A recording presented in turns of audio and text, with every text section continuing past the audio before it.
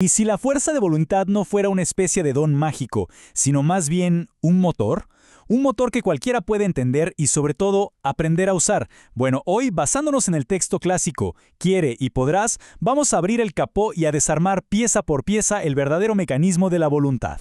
A ver, es una de esas frases que usamos todo el tiempo, ¿no? Fuerza de voluntad. Pero, sinceramente, si tuviéramos que definirla ahora mismo, ¿qué diríamos? La fuente que analizamos hoy la describe como un laberinto, una palabra que todos creemos conocer, pero que se nos escapa de las manos cuando tratamos de agarrarla. Bueno, ese es el nudo que vamos a desatar hoy.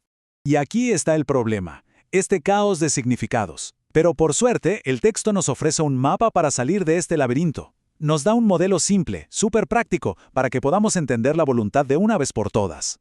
Ok, esta es nuestra hoja de ruta para hoy. Primero, vamos a explorar un poco el misterio de la voluntad. Después, nos metemos de lleno a desarmar su motor en 3 fases clave: el combustible, la caja de cambios y la acción. Y para cerrar, una historia increíble sobre una voluntad de fuego. ¿Listos? ¡Vamos! Para salir de toda esa confusión, la fuente nos propone algo genial. Pensemos en la voluntad de una forma mecánica. Olvidémonos de la magia un segundo e imaginemos que nuestra voluntad es un motor de 3 fases. Y aquí están las 3 piezas principales: deseo, decisión y acción. Parece simple, ¿verdad? Pero lo increíble es que según el texto, este es el proceso exacto que se activa detrás de cada acto de voluntad, desde elegir qué desayunar hasta cambiar por completo el rumbo de una vida. Arranquemos con la primera fase. Si la voluntad es un motor, el deseo es su combustible. Y esta es una idea clave, ¿eh? Sin ese primer impulso, sin ese querer algo, el motor de la voluntad ni siquiera se enciende. El texto es súper claro en esto. Todo acto de voluntad nace aquí, en el deseo. Esa sensación de querer algo, esa es la chispa, la energía pura que pone todo el mecanismo en movimiento. ¡Uf! Esta cita es brillante. Nos dice que el deseo no es un simple capricho. No, es la fuente de energía. Si se busca una voluntad fuerte, primero se necesita un deseo que arda. Es el fuego que genera el vapor que moverá la máquina de la acción. Pero, claro, tener el tanque lleno de combustible no sirve de mucho si no podemos dirigir esa energía. Para eso necesitamos una caja de cambios. Y esa es la función de la segunda fase, la voluntad decisiva. Aquí es donde nos separamos de la simple acción impulsiva. En lugar de que el deseo más fuerte gane automáticamente, la voluntad decisiva mete un paso en el medio: la deliberación. Es esa capacidad de sopesar opciones, usar la razón y elegir, incluso si eso significa ir en contra de lo que nos apetece en el momento. Y el texto usa un ejemplo perfecto, uno que todos hemos vivido. Esa lucha interna en una mañana fría. Un deseo grita: «¡Quédate en la cama!», pero otra voz más calmada razona: «Hay que levantarse». Bueno, esa batalla campal en nuestra mente entre el placer inmediato y el deber, esa es la voluntad decisiva trabajando a toda máquina. Y ahora sí, llegamos a la fase donde todo se vuelve real. El deseo nos dio el combustible, la decisión eligió la dirección. Ahora es el momento de que las ruedas toquen el asfalto.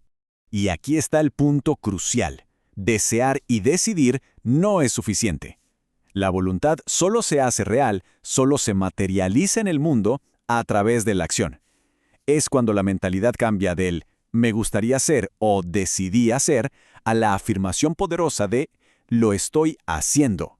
Pero ojo, que la acción-voluntad tiene 2 caras. No es solo la capacidad de pisar el acelerador, de hacer. También es la habilidad de usar los frenos, de inhibir. El poder de decir no a un impulso es tan importante como el poder de actuar. Es lo que todos conocemos como autocontrol.